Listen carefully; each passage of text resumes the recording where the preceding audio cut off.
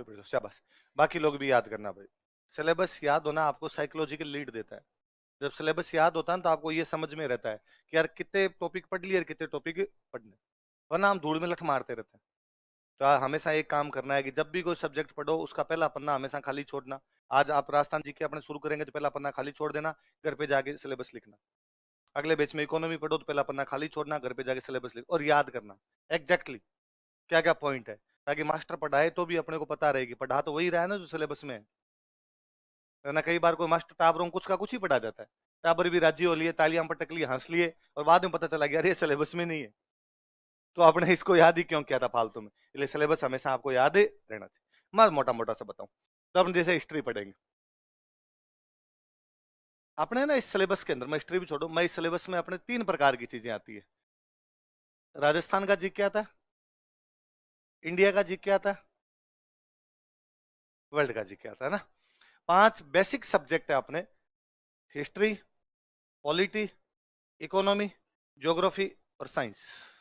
कौन कौन से 5 subject, history, polity, economy, geography और साइंस। ये 5 बेसिक सब्जेक्ट है। बेसिक सब्जेक्ट कहने का मतलब जो प्री में भी आएंगे और मेंस में भी आएंगे, जो प्री में भी आएंगे और मेंस। मतलब यदि कोई इन 5 सब्जेक्ट को बहुत अच्छे से पढ़ता है तो प्री तो पास है। तो यही है प्री का सिलेबस। और जिस दिन प्री का पेपर देता है तो शाम को उसको पता चल जाएगा मेरा प्री पास होगा कि नहीं होगा। आप अपना पेपर दे के आए, घर पे आके मिलाया, कट ऑफ लगभग लगभग पता चली जाती है, कोचिंग वाले बता देते हैं, आप खुद को ही पता चल जाए कितनी कट ऑफ जाएगी पेपर को देख के। अब मान लो कट ऑफ जानी है, मान लो 90 नंबर, और आपके पेपर में नंबर आ रहे 105, तो अपने को पता चल गया आपने कल से मेंस की तैयारी करनी है। यदि किसी ने 5 सब्जेक्ट बहुत अच्छे पढ़ रखे हैं, मेंस का पेपर होता है 800 नंबर का। कितने नंबर का होता है, उस स्टूडेंट के 350 तैयार है। कितने तैयार है, 70 70 नंबर के 5 सब्जेक्ट है, तो 350 तैयार है। इसका मतलब अब उसको केवल कितना पढ़ना है, 450 का पढ़ना है, इसके अलावा उसको पढ़ने की आवश्यकता नहीं। तो इसलिए ना ये तैयारी ऐसे कभी नहीं होती कि पहले प्री प्री पढ़ लें बाद में मेंस मेंस पढ़ लें। ये दोनों एक साथ है, ये प्री और मेंस दोनों। इसलिए कई बार स्टूडेंट पूछता है सर पहले प्री पढ़ूंगा मेंस पढ़ूं, दोनों पढ़। एक अकेली तैयारी इसके अंदर कुछ होती नहीं। आप केवल प्री प्री पढ़ेंगे ये भी घाटा है, आप केवल मेंस मेंस पढ़ते हैं ये भी घाटे घाटे की बात है। दोनों चीजें एक साथ पढ़ लीजिए। वरना आप केवल प्री प्री पढ़ते हैं तो प्री पास हो जाता है, लेकिन जिस दिन आप प्री शाम को बैठ के देखते हैं तो आपको लगता है आप मुझे कितने नंबर पढ़ने हैं, 800। अब आपको 800 करने, आपके एक साथी कितनी करनी है, 450। वो तो आगे है ना आपसे। और आरपीसी मान लो कई बार कह देती है लो तो हम 2 महीने में ही लेंगे मेंस, तो फिर वो बच्चे जो केवल प्री प्री करते हैं वो मेंस देते ही नहीं। आप मेंस के एग्जाम में देखोगे कि मेंस में पास किए आरपीसी ने 20,000, तो मान लो आपके कमरे में 24 लोग आने चाहिए, सिटिंग अरेंजमेंट आप कमरे में 24, आप जाके देखोगे कि वहां जनता बैठी है 16, 8 जने गायब है, मेंस देने आए नहीं, वो 8 वही है जो खाली प्री प्री की तैयारी करके गए थे। तो प्री तो पास हो गया, फिर मेंस देने का कॉन्फिडेंस ही नहीं आ पाता, और उनको लगता है लिखना तो आता नहीं, मरने दे रहा, अब अगली बार देखेंगे। मैं मेरे खूब सारे दोस्तों को जानता हूँ जो टीचर वगैरह लगे हुए हैं, वो हर बार प्री पास करते हैं, कभी मेंस नहीं देते। मैं हमेशा पूछता हूँ अगर मेंस कभी दिया करो उनका, अगली बार पक्का तैयारी करेंगे और तैयारी करके दे लेंगे। अगली बार कभी आता नहीं, मेंस उनसे दिया जाता।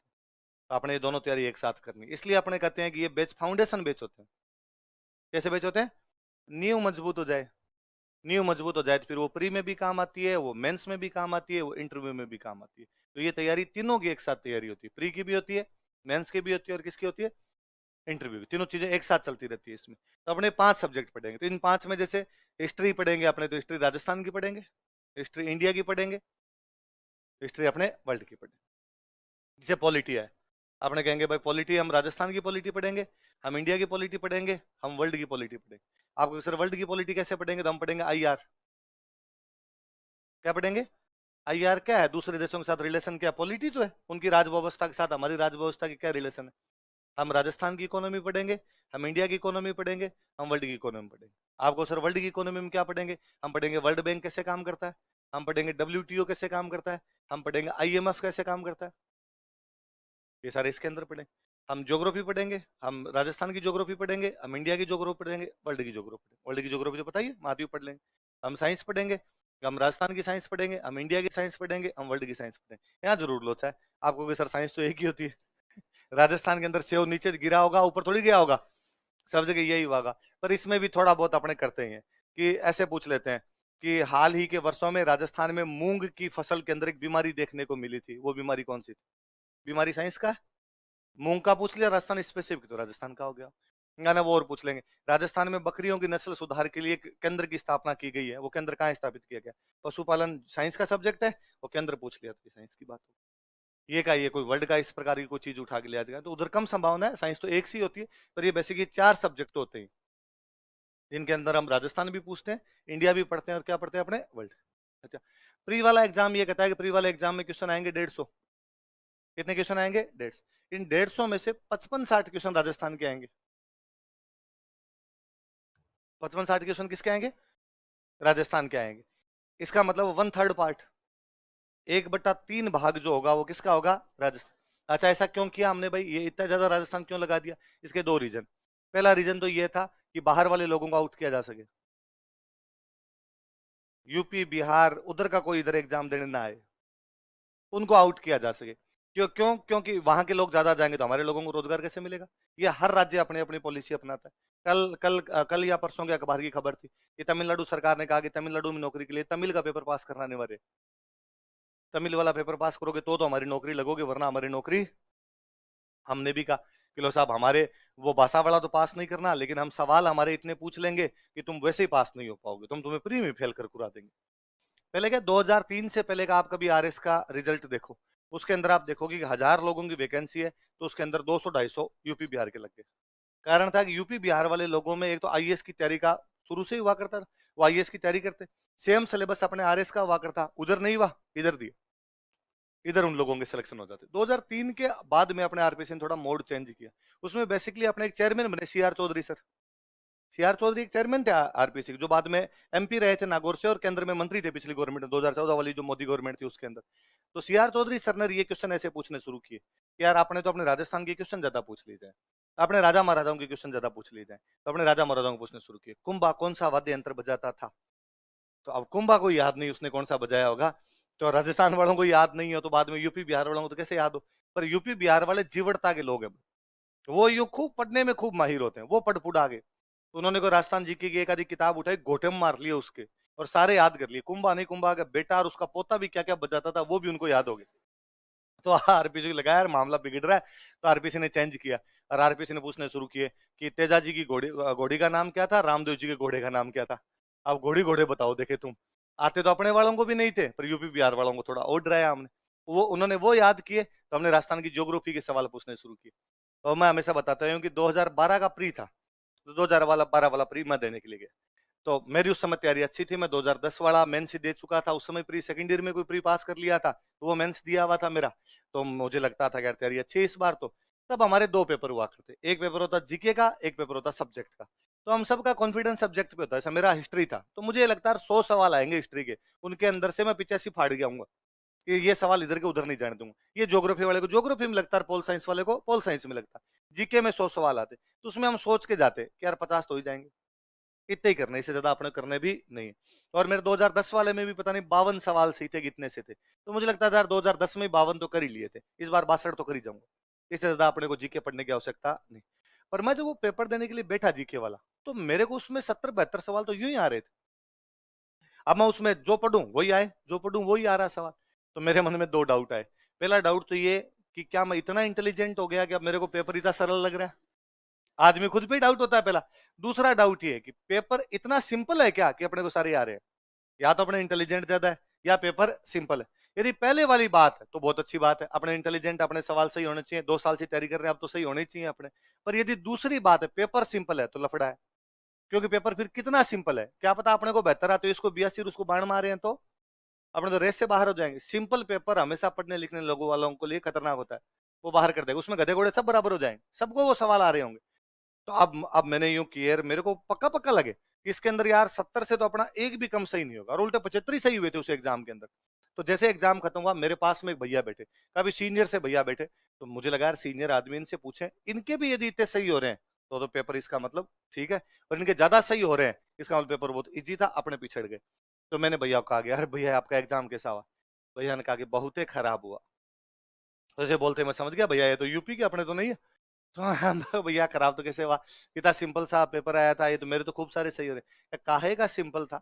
हम आपका पूरा राजस्थान का इतिहास याद करके आए, पूरा आपका संस्कृति याद करके आए, और आप क्या सवाल पूछते हैं कि राजस्थान में पशुओं की संख्या बताइए। उसमें सवाल पूछा हुआ राजस्थान में पशुओं की संख्या बताई, ये मेरे को भी नहीं आया था भाई, नहीं पड़ गया, डाटा याद नहीं रहा, मैंने भी छोड़ दिया था। पर मैंने छोड़ दिया, मैंने भाई ये तो अब किसी को नहीं आएगा, आएगा तो आ जाएगा 10% को क्या फर्क पड़ता है। पर भैया में डर घुसा उस वजह से।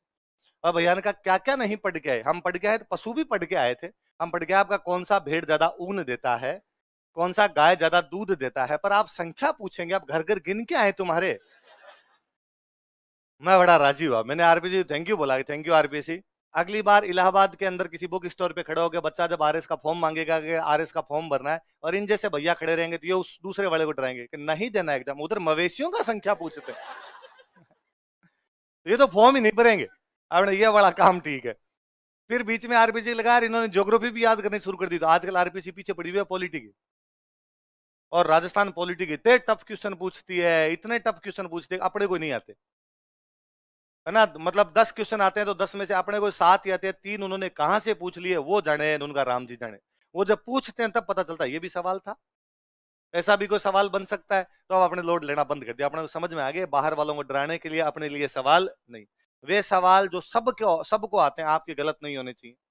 यदि जो सवाल सबको आता आपका गलत हो गया तो वो नेगेटिव लेके जाएगा। जैसे कभी सिंपल क्वेश्चन आया कि भारत के प्रथम प्रधानमंत्री का नाम बताइए, और आप प्रथम पढ़ना भूल गए, आपको लगा भारतीय प्रधानमंत्री का नाम बताइए, और पहला ऑप्शन नरेंद्र मोदी था, आप नरेंद्र मोदी करके आगे। ये बाकी सबने प्रथम पढ़ा, वो जवाहरलाल नेहरू करके, आप करके क्या करके आगे नरेंद्र मोदी, ये 2 नंबर माइनस है। पर एक सवाल आया युगांडा के राष्ट्रपति का नाम बताइए, किसी को नहीं आता, आपको भी नहीं आता, कोई फर्क नहीं पड़ता। मैं कहता हूं आपको आता भी है तो भी कोई फर्क नहीं पड़ता। इसलिए मेरिट पे वे सवाल असर डालते हैं जो बाकी लोगों को आ रहे थे पर आपको नहीं आ रहे थे। इसलिए बहुत सिंपल सिंपल तैयारी की आवश्यकता होती है, इतना इसमें कोई डीप जाने की आवश्यकता भी नहीं होती। इसलिए आप देखते हैं कि 150 सवाल आते हैं और कट ऑफ कितनी जाती है कि 63 सवाल सही हुए उसका सिलेक्शन। 150 में से 63 सवाल जिसके सही हुए उसका क्या हो गया सिलेक्शन। इसका मतलब 50% भी नहीं, 50% तो मेरिट पहुंच ही नहीं पा रही, इसका मतलब 42% पे ही आपके सिलेक्शन हो रहे हैं। ये जनरल बॉयज की कट ऑफ है, बाकी कट ऑफ तो नीचे आएगी, धीरे धीरे और नीचे ही आ रही है उसके अंदर कट ऑफ। अब पिछली बार 84 थी, मैं कहता हूँ 2-4 नंबर बढ़ भी जाएगी तो 87 88 आ जाएगी, तो भी वो 50% तो नहीं पहुंच पा रही। इसका मतलब लोगों को ज्यादा सवाल आते तो नहीं, सिंपल सिंपल सीधी सीधी बातें लोग पढ़ लेते हैं, उस पढ़ने से प्री पास हो जाता है। और इसमें प्री स्क्रीनिंग है, वास्तव में प्री इसीलिए लिया जाता है आपका ताकि संख्या छांटी जा सके कि भाई 5 लाख लोगों ने फॉर्म भर दिया, अब कैसे इनको अलग करें। तो अगर प्री लो तो पता चल जाएगा कि तैयारी कितने लोग कर रहे थे। तो तैयारी करने वाले लोग ले दे के होते हैं 30-40 हजार, उन 30-40 हजार के अंदर कंपटीशन होता है, उनके अंदर से वो 15-20 हजार को पास कर लेते हैं। मेंस पूरा सब्जेक्टिव, सब्जेक्टिव में लिखवाएंगे, लिखवाने में बाद में आपने कुछ भी ऐसा याद करके गए तो उसे होगा नहीं, उसमें तो आपके विचार चाहिए, आपकी लेखन शैली चाहिए, फिर उनके पास और छंट के क्रीम जाएगी, फिर वो कहेंगे हम इंटरव्यू लेंगे। पहले बड़ी चीज है, इसलिए चीजों को बहुत सही ढंग से पढ़ना, इतनी ही पढ़ना जितनी हमें जरूरत है, ज्यादा कोई डीप में जाने की आवश्यकता नहीं। Jack of all trade master of none, jack को थोड़ा थोड़ा सब आना चाहिए, जैक को मास्टर किसी का नहीं बनना। तो देखो आप नोटिस करना, आपके सिलेबस के ऊपर लिखा है सामान्य ज्ञान, क्या लिखा है, इसका मतलब सामान्य नहीं पढ़ना है, ज्यादा नहीं पढ़ना उसको। कई बार क्या स्टूडेंट उसके अंदर घुसने की कोशिश करता है, मैं हिस्ट्री पढ़ाता हूँ, वो सर ये भी बताओ वो भी बताओ। यदि हिस्ट्री इतनी ज्यादा पढ़नी है तो फिर एमए की जाए, फिर पीएचडी की जाए, ताकि हिस्ट्री पढ़ ली जाए। आपको हिस्ट्री का मास्टर बनना है, आरएस बनना है, हिस्ट्री का मास्टर तो नहीं बनना, तो बेस्ट फिर इतनी पढ़ ली जाए जितने से अपना एग्जाम पास हो जाए। ये सेम ज्योग्राफी में, ये सेम इकोनॉमी, वरना कोई एक ही सब्जेक्ट पढ़ना शुरू कर दिया फिर वही आएगा। हिस्ट्री हिस्ट्री पढ़ेंगे पर हिस्ट्री तो भाई साहब आएगी 70 नंबर की, बाकी वाला तो पूरा पेपर पढ़ा है ना 730 नंबर का, वो कहां से करोगे। इसलिए सारे सब्जेक्ट पढ़ने, सबको बराबर वेटेज देना, सबकी तैयारी एक साथ होनी चाहिए। जितने अपने काम की चीजों उतनी सारी पढ़ ली जाए, जो अपने काम की नहीं उन चीजों को नहीं पढ़, वरना फिर एक के अंदर घुस के रह जाएंगे, फिर दूसरे सब्जेक्ट को उतना टाइम हम दे नहीं। आई बात समझ में। ये 5 सब्जेक्ट हम पहले पढ़ेंगे, history polity economy geography science, ताकि हमारे प्री में भी अच्छे नंबर आए। भाई प्री में नंबर वैसे आने चाहिए कि भाई कट ऑफ जाती है 84, स्टूडेंट कई बार आगे पूछता सर मेरिट कितनी जाएगी, तो लगता है यार 80-85 के बीच में जाएगी। सर मेरा होगा कि नहीं होगा, तेरे कितने हैं, सर 85 है। अब यार हो भी सकता नहीं भी हो सकता, मैं कह रहा हूँ 85 जाएगी, 85 ही गई तो हो जाएगा, फिर क्या पता 86 चली जाए, तुम बाहर हो जाएगा। होना ये चाहिए कि आप प्री का एग्जाम जिस दिन दे के हो और आप शाम को आके कहो कि मेरे नंबर है 122, अब कितनी जाए कट ऑफ अपना हो जाएगा। मेरे नंबर है 112, मेरे नंबर है 108, मेरे नंबर है 110। जो मेरे एक रूममेट है, तो वो हमेशा ये करते हैं कि वो जब भी पेपर दे के आते हैं तो मैं उनको पूछता हूँ कि यार कैसे क्या है पेपर, कितना रहा, कितनी कट ऑफ जाएगी आपके, कैसे वे हो जाएगा प्री नहीं हो जाएगा। तो वो यूं पेपर उछाल के यूं कहते हैं कि जितनी तेरी कट ऑफ जाएगी ना उससे मेरे 50 नंबर ज्यादा आएंगे।